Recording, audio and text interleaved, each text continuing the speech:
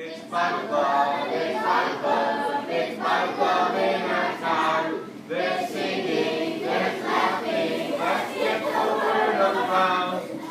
We're all excited, and we are all delighted. It's Bible Club, Bible Club, Bible Club, Bible Club, Bible Club in our town. So the verse says that God was with him and delivered him out of all his afflictions. Who can tell me who him is? Who's him? Do you remember from last week? You weren't here last week, so I don't know how you know unless they told you. But Joseph, you think it was, who do you think it was? Is that what you were going to say? Yeah? Joseph? Somebody else? Who was God? But God was with him and delivered him out of all his afflictions. Isaac? Joseph? If you said Joseph, you're right. That's right, it was Joseph. Does anybody know what this word afflictions are? What are afflictions? Troubles. So does anybody want to have some afflictions? Miss Amy, do you want some afflictions? No. Miss Allison, you want some afflictions? No. We don't like afflictions. We want to be delivered from our afflictions, right? Who delivered him out of his afflictions? Who delivered Joseph out of his afflictions? This is a hard question. The word is right in the verse. Who delivered Joseph out of his afflictions? Class? God. God was with Joseph, and God delivered Joseph out of all Joseph's afflictions. Now, here's the question. I don't know if we've told you about any of Joseph's afflictions yet. What were the troubles that Joseph had? What do we remember about Joseph? Anybody remember anything? We've talked about Joseph for 3 weeks now. Oh, his brothers hated him. His brothers, well, that's trouble, isn't it? So that's some trouble. His brothers hated him. Okay? So we know his brothers, do we know why his brothers hated him? Let other people, Mr. Smarty Pants. I like it that you listen. I want to see if other people listen too, okay, Ian? You listen to their answers, see if they get it right for me, okay? What do you think? Why did his brothers hate him?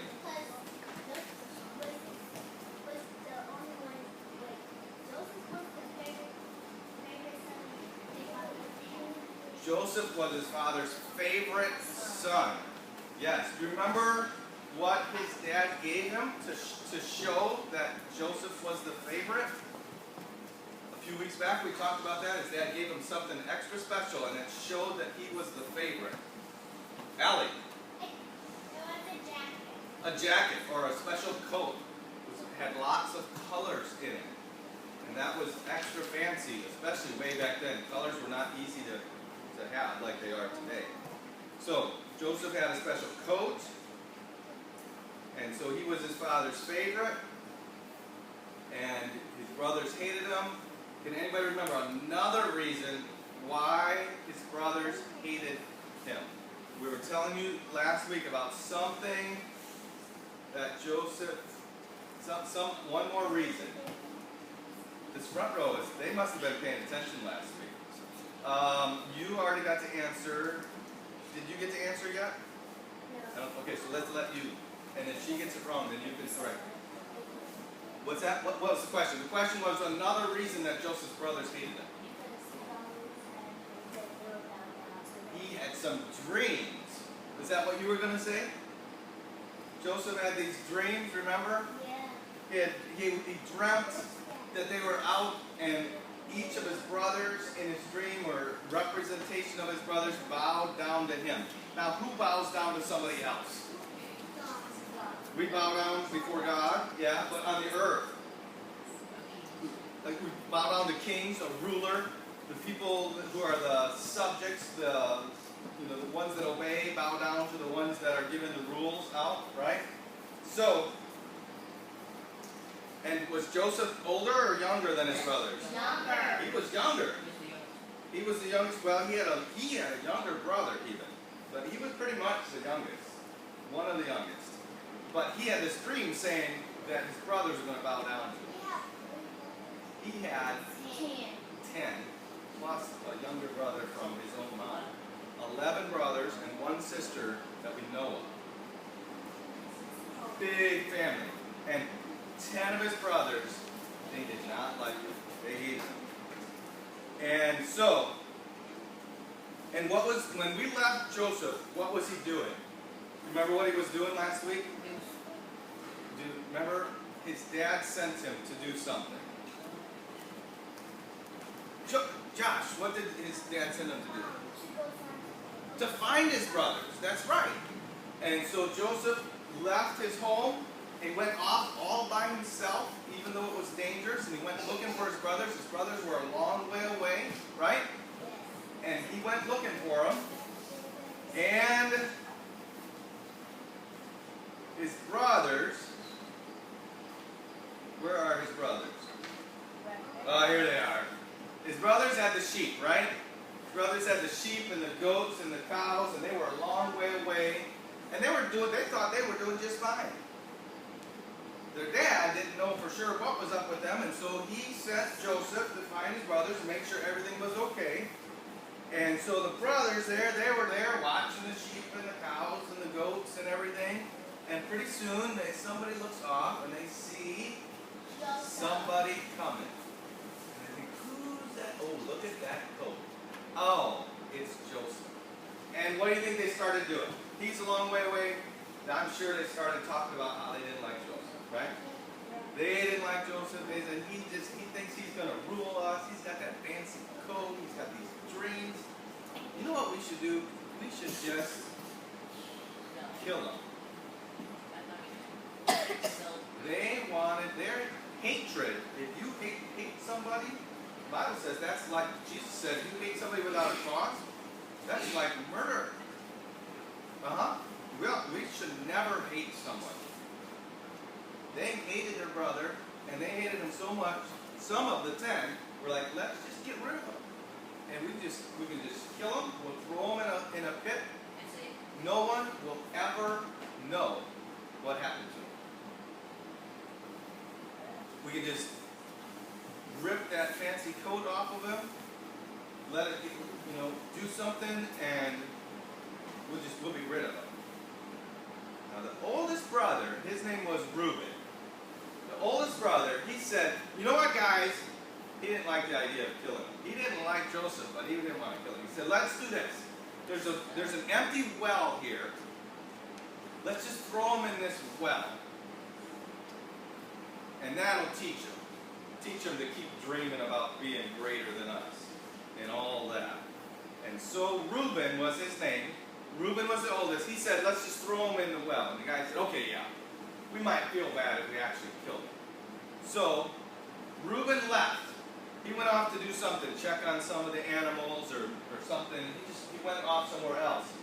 And Joseph is still coming, and he figured out that it was brothers, and so he comes up to his brothers, and what do you think Joseph is saying? Hey guys, how are things going? Dad's been wondering where you are. I'm so glad to see you. He might have looked around and said, oh, what's Reuben off doing? And what did his brothers do? I don't know exactly how, but they probably just got all surrounded him, right? Made sure he couldn't leave. And then they started grabbing him. They were probably pulling on his coat, on his jacket. And he was like, hey, you're going to rip the coat, Dad. Yeah, exactly. We want to rip the coat. Who do you think you are? Thinking that you're going to rule over us in your smarty pants with your fancy dreams and all of that stuff. And they grabbed him and they threw him down in a hole. It was a well that didn't have any water in it. Put him down in the well. And they just let him sit there. And they went off and sat around and kept talking. So Joseph is down in the well by himself. He's crying out, hey guys, I thought, what is going on? And he was upset. And they were up there and we took care of him. We'll see what happens to his dreams. After a little bit, somebody said, man, I'm hungry. So they got some food. They were eating there. Joseph was down there crying out for help, hoping somebody would come along and rescue him. Now, he didn't know Reuben was going to come back later. Remember the one that said put him in the pit? He thought, I'll come back later after the brothers are gone and I'll get them out of the pit and I'll say, hey, now hopefully you learned your lesson. Go home and stop talking about your fancy dreams. So that's what Reuben was thinking. But he was not there. And so while they were there, While he was gone, the other 9 brothers, right? The other 9 brothers, they're eating, they're having a good time. Joseph's down in the pit crying, and you're just hoping somebody will come along and hear his yelling and screaming and get him out of there. And Judah, one of the other brothers, saw some people traveling by. Now back then they didn't have cars and semi-trucks. They put all their stuff on camels. And so he saw a caravan, a bunch of camels with a bunch of stuff on it, and could tell they were heading toward Egypt. Obviously they had all kinds of stuff that they had bartered for wherever they had been before, and they were taking all this stuff down to the big, rich country of Egypt to sell it. And that way they could make some money. That's just what they did. They were merchantmen. They were traders. They traded things. And so Judah said, hey, exactly. They said, we don't even need to kill him. If we kill him, we'll feel bad about it. Let's just take him and sell him. Then he's not dead, but he's out of our hair forever. And we'll get some money for him. So they got Joseph out of the pit. They took him down to the traders, the merchantmen, and they said, look, we got a slave here that we don't need him anymore. He's strong and he's young, but we don't need him anymore. How much will you give us for it? And they went back and forth. Finally, they agreed that the merchantmen agreed that they would buy Joseph for 20 pieces of silver. So that's, I don't know how much that is, but silver is pretty valuable. So how many is that per guy? 20 divided by 10. That's like 2 pieces of silver each. 20 pieces of silver, it says a deal. And so Joseph, tied up like a slave, went with those people, and he was heading toward Egypt. What's going to happen to him now? That's trouble, isn't it? Yes, That don't. You've been reading ahead. Don't ruin it. You have to come back next week and see what happens to him. But listen, we're not done. We're not done. So, the guys, they come back to where they had the pit, where Joseph was, and they're thinking, like, look at this money, and we don't have to worry about Joseph talking to us about us bowing down to him anymore, and him being... Joseph was a good young man. He obeyed God. He obeyed his dad. He did what he was told. And these brothers, they didn't. When you're around somebody who's doing what's right, and you're not doing what's right, you don't like being around them. And that's why these brothers, that's one of the reasons the brothers did not like being around Joseph, because Joseph did what was right, and they didn't do what was right. Now, Joseph wasn't going to be around. They could just live however they wanted. Didn't matter what their dad said. They would just do whatever they wanted, and there wouldn't be Joseph there to point out that they weren't doing what was right. Joseph wouldn't be there to tell them that someday they were going to bow down to him. Joseph was gone, and they were happy about that. But guess what happened? Reuben came back. And Reuben comes back, and he looks in the pit. And when he looks in the pit, what does he see? Nothing. It's like, what happened? What happened to Joseph? They said, hey, we sold him. We sold him, and we got 20 pieces of silver. Look at that. And Reuben was like, oh my, what am I going to do? What am I going to do? What's going to happen to Dad? Because everybody knew how much Dad loved Joseph. That's right. And so the guys, they said, but Reuben, look, we got this money. He's not dead. We don't have to worry about it. We got his coat. It's all tore up here. We ripped it off of him. We just killed one of the hundreds of goats that we have here. Take the blood there, throw it on the ground, throw the coat on the ground, smash it up all around. We just take it to Dad. We don't have to say anything. We just say, does this look like Joseph? No. And Dad will think he must have been killed by a wild animal. And so that's what they decided they would do. And Reuben, even though he knew better, he did it too. He thought, well, I don't know what he thought, but he must have thought, well, this is the plan. And so they took that coat full of dirt and blood back to their dad. They showed it to their dad, and their dad thought, Joseph is dead. A wild animal caught him and ripped him up and killed him. I'm going to be sad for the rest of my life. And he was. for the rest of his life. Every day he woke up and he thought, I wish Joseph was here. Sad for the rest of his life. And his brothers, they were like, Joseph is gone. But you know what happened to his brothers? And it happens to us too when we do something wrong. A couple days later, in the back of their mind, they were like, I wonder what's going on with Joseph. They didn't say anything. I wonder what's going on with Joseph. Another year went by. I wonder what's going on with Joseph. Their conscience was telling them. They had a guilty conscience. They knew that they had done wrong. And they had no idea. They were just scared every day something was going to come back to hurt them because they had hurt Joseph. They knew that they had done wrong.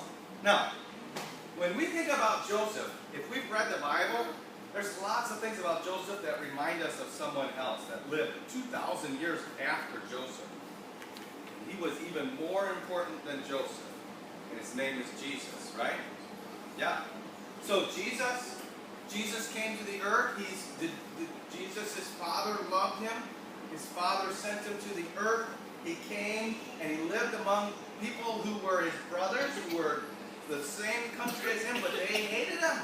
And Jesus knew they hated him. One time Jesus told them a story. He said there was a farmer who had a bunch of crops and he left some servants in charge of, he left some farmers in charge of his crops, his land, and he went to a far country. And when it was time to get the produce, the crops, the fruit from all of his crops, he sent a servant to those farmers, and the farmers, they just beat his servant and sent him back with nothing. So he sent another servant, and this time they beat this one on the head and bruised his head, and the other one, he barely made it back to the owner of the land. So the owner sent another servant, and this servant, they killed him. Finally, the owner of the land, Jesus is telling the story to the people that lived around, that were with him. And so finally, Jesus said, the owner said to his son, I'm going to send you, they will respect you because you're my son. And so the owner's son went to these farmers, and the farmers, when they saw the owner's son, did they respect him? No. They said, that's the son. If we kill him, we'll be able to keep everything from the guy that moved to the far country. And so they did, Jesus said. And Jesus said, what's going to happen to those farmers when the man comes from the far country? The man is going to punish them. He might even execute them because they killed people. And he's going to let his land out to other people. Now, the rulers of the people that Jesus was talking to, they knew. They knew that Jesus was talking about them. And they got even more upset. Because Jesus was saying, I'm the Son of God. And if Jesus is the Son of God, we have to bow down and worship him, don't we? Because he's God. And these men were saying, that's blasphemy. You're not God. They didn't believe in Jesus at all. And they got upset. They decided that they wanted to kill him.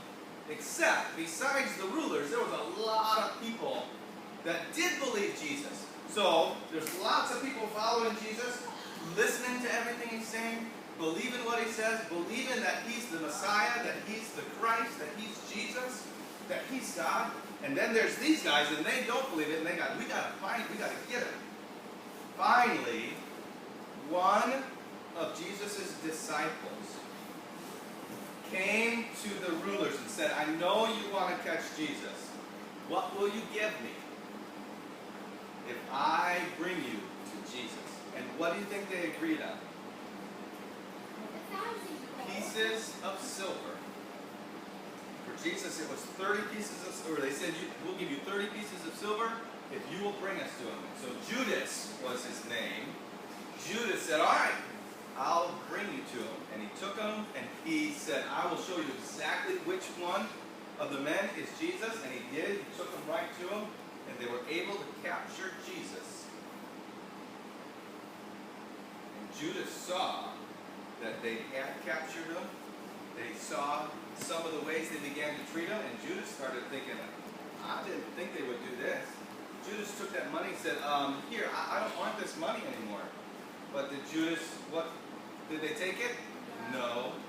So Judas just threw it on the ground and he went out and he killed himself. He hung himself.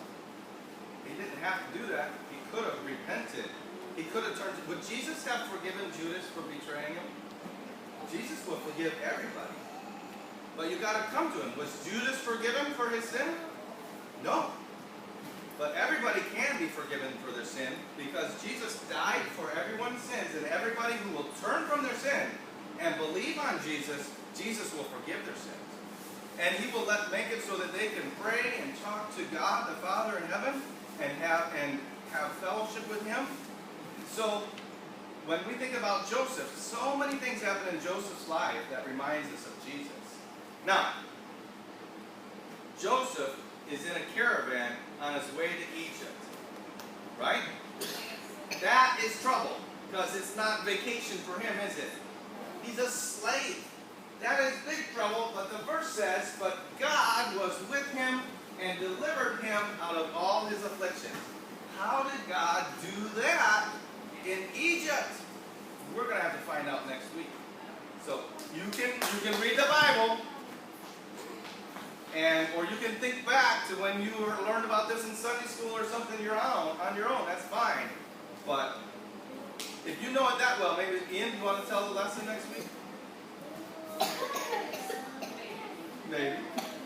Different personalities. Anybody else want to tell the lesson next week? No, they're all looking the other way. All right. So next week we're going to find out, how did God deliver him out of all his afflictions? Or was there even more afflictions for Joseph? Could he get into more trouble than being a slave? We'll have to see next week.